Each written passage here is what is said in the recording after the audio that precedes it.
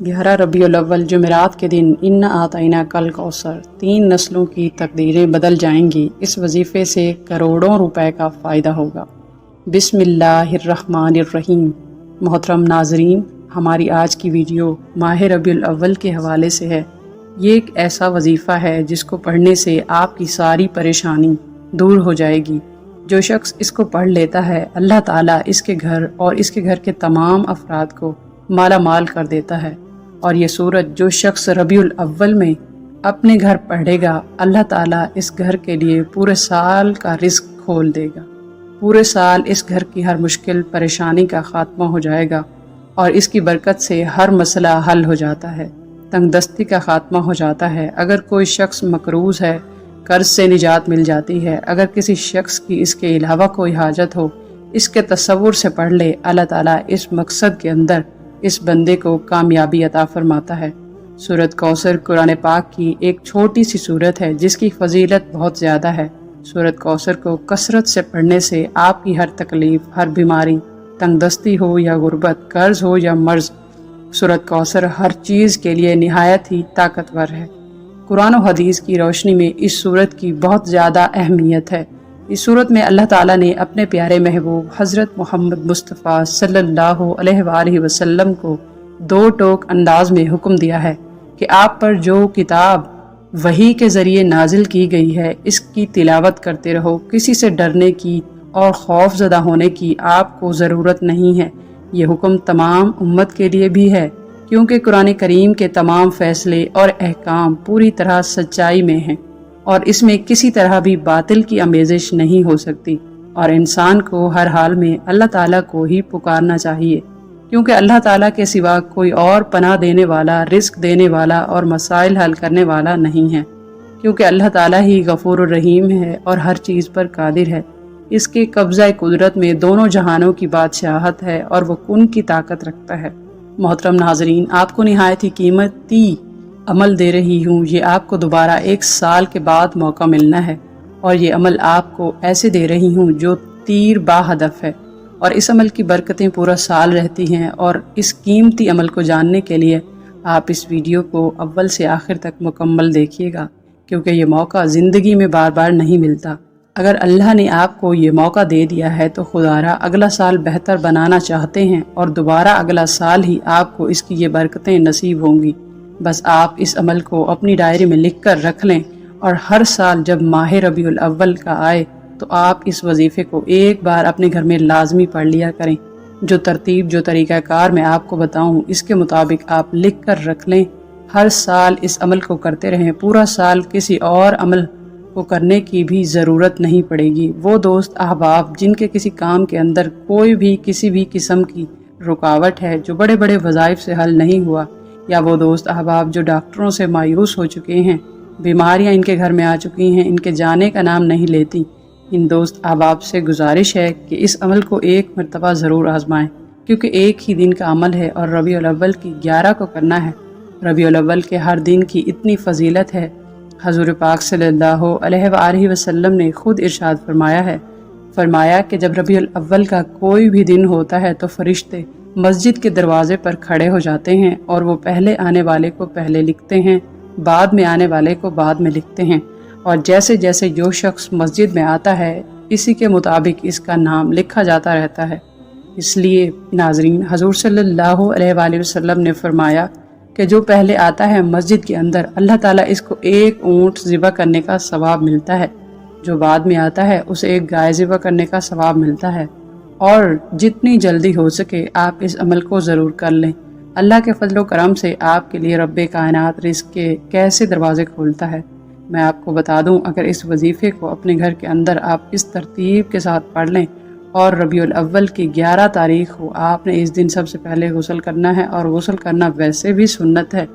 آپ کی شادی کے اندر رکاوٹ ہے، کاروبار کے اندر رکاوٹ ہے، آپ قرض سے 2-4 ہیں، جو شخص قرض میں گرفتار ہو، قرض اتارنا مشکل ہو چکا ہو، اس شخص کے لیے یہ خاص عمل ہے۔ جو شخص اپنے گھر کی تنگ دستی سے پریشان ہے، ہمارے گھر میں رزق نہیں آتا، اگر آئے تو اس میں بے برکتی ہے، برکت نہیں آتی، اور وہ خاص کر دوست احباب، دشمن جن کے پیچھے پڑے ہوئے ہیں، حاسدین ان کے پیچھے پڑے ہوئے ہیں، وہ دشمنوں کو اپنے آپ سے دور کرنا چاہتے ہیں، ان کے زبان بند کرنا چاہتے ہیں کہ وہ ان کی جان چھوڑ دیں، وہ دوست احباب اس عمل کو ضرور کریں۔ آپ کا کوئی بھی مسئلہ ہو اس وظیفے کے ذریعے حل ہو سکتا ہے۔ آپ کو مختلف وظائف کرنے کی ضرورت نہیں پڑے گی۔ وہ لوگ جو کہتے ہیں کہ ہم وظیفہ پڑھ پڑھ کر تھک چکے ہیں اور وظیفہ اثر نہیں کرتا، اس کا ہمیں کوئی فائدہ نہیں ہوتا، اس کی بہت ساری وجوہات ہیں، بہت سے مسائل ہیں، لیکن آپ کو پریشان ہونے کی ضرورت نہیں۔ آپ نے اپنے رب پر بھروسہ کرنا ہے اور اللہ تعالیٰ پر ایمان رکھتے ہوئے یہ وظیفہ کرنا ہے۔ قرآن مجید میں ارشاد ہے، اللہ پر بھروسہ کرو تو وہ اللہ ہی کافی ہے۔ قرآن مجید میں ایک اور جگہ ارشاد ہے، اور اللہ ہی پر بھروسہ کرو اگر تمہیں ایمان ہے۔ قرآن پاک میں ارشاد ہے کہ اللہ تعالیٰ ہی بہترین کارساز ہے۔ اللہ تعالیٰ کے احکام اور فیصلے کے آگے سر جھکانا توکل ہے۔ اللہ پر اعتماد کرتے ہوئے اس پر اتفاق کرنا توکل ہے۔ یہ ایک ایسا خاص اور مجرب وظیفہ ہے جس کو ہم کہتے ہیں کہ ہر مشکل کے لیے، ہر پریشانی کے لیے، ہر حاجت کے لیے۔ اور میں آپ کو بتا دوں، یہ ایک ایسا عمل ہے جس کے بارے میں حضرت ابو سعید رضی اللہ تعالی عنہ فرماتے ہیں کہ جو شخص اس کی تلاوت کرتا ہے اس کے لیے بیت اللہ تک اللہ تعالیٰ آسمان سے زمین تک ایک نور آتا ہے، اور اللہ تعالیٰ اس کی پریشانیوں کا خاتمہ فرما دیتا ہے۔ اس طرح غربت کا خاتمہ فرما دیتا ہے، ظالم سے نجات دیتا ہے، حمل سے حفاظت ہو جاتی ہے۔ جو خواتین حاملہ ہیں وہ چاہتی ہیں کہ ہمارے حمل کی حفاظت ہو، وہ بھی اس عمل کو کریں۔ اس طرح ایک بزرگ کا قول ہے کہ وہ کہتے ہیں اگر ربیع الاول کی 11 تاریخ کو کوئی شخص اس کو پڑھ لے، اس کے بعد صرف ایک مرتبہ پڑھ لے، تو آپ کو ایک مرتبہ اس کے پڑھنے کا بتا رہی ہوں، لیکن وہ فرماتے ہیں کہ کسی ایک مرتبہ خلوص دل کے ساتھ اس کو پڑھا جائے، اس کے بعد سجدہ ریز ہو کر، جس طرح ہم نماز کا سجدہ کرتے ہیں اس طرح سجدہ کر کے اللہ کی بارگاہ میں صرف دعا کی جائے اپنے مقصد کے بارے، اس میں کامیابی حاصل ہوگی۔ بے شک اللہ ہر راز کو جانتا ہے۔ اللہ تعالیٰ ہمارے دلوں میں موجود جو کچھ چل رہا ہے، جس مقصد کے لیے وظیفہ پڑھو گے، اللہ تعالیٰ اس سے باخبر ہے، اور فرماتے ہیں کہ اس کے باوجود اللہ کی بارگاہ میں التجا کریں کہ یا باری تعالیٰ میرا فلاں مقصد ہے، فلاں پریشانی ہے، میں قرض سے ڈوب رہا ہوں۔ وہ فرماتے ہیں کہ کوئی نہ کوئی ایسی صورت لازمی پیدا ہو جاتی ہے، اس کا سارا قرض اسی ہفتے ادا ہو جاتا ہے، اگرچہ وہ جتنا ہی زیادہ مقروض کیوں نہ ہو۔ اللہ کے فضل و کرم سے ہر طرح کی پریشانی کا خاتمہ ہو جائے گا۔ محترم ناظرین، وظیفے کی طرف آتے ہیں۔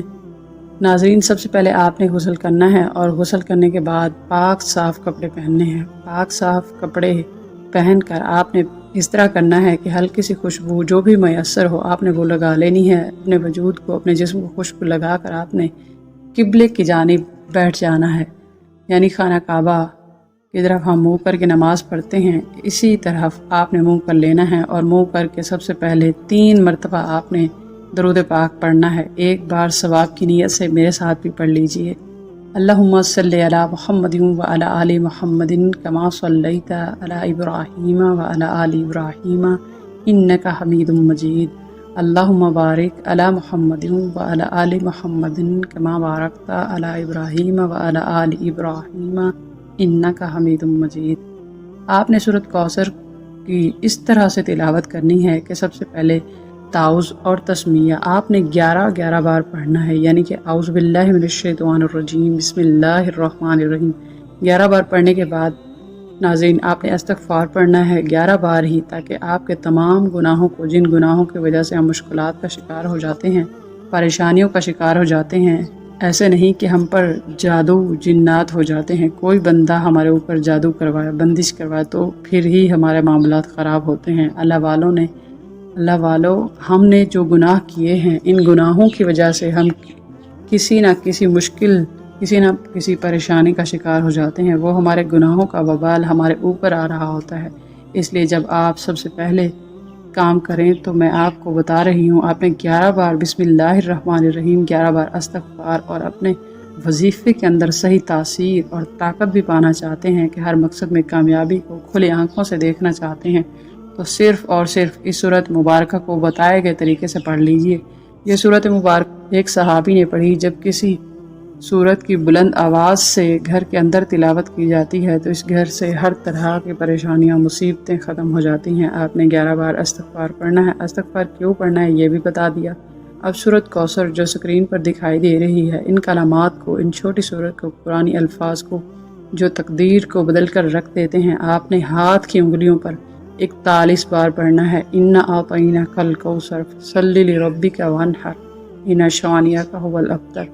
पढ़ना है, एक बार हो गया या 2 बार हो गया, 41 बार पढ़ते ही अल्लाह की तरफ से सुकून उतरता है। अल्लाह ताला इस बंदे पर ऐसा करम फरमाते हैं, ऐसी सुकून वाली ज़िंदगी नसीब होती है और बंदा हर परेशानी से निकल जाता है, गमों से, मुश्किलात से, वो इस्तग़फ़ार, हर तरह के मुश्किलात से वो निकल जाता है। इसलिए दोस्तों, आपने इस सूरत को, इस्तग़फ़ार को बताए गए तरीके से रबीउल अव्वल की 11 तारीख को जुमेरात के दिन पढ़ लेना है। आप किसी भी नमाज के साथ, किसी भी वक्त, किसी भी मकसद के लिए पढ़ सकते हैं। इंशाअल्लाह ताला आपकी रोज़ी के अंदर बेपनाह बरकत होगी, बेपनाह इजाफ़ा होगा और गुर्बत हमेशा के लिए ख़त्म हो जाएगी। अगर हम मकरूज़ हैं तो हमेशा के लिए कर्ज़ से आपको निजात मिल जाएगी।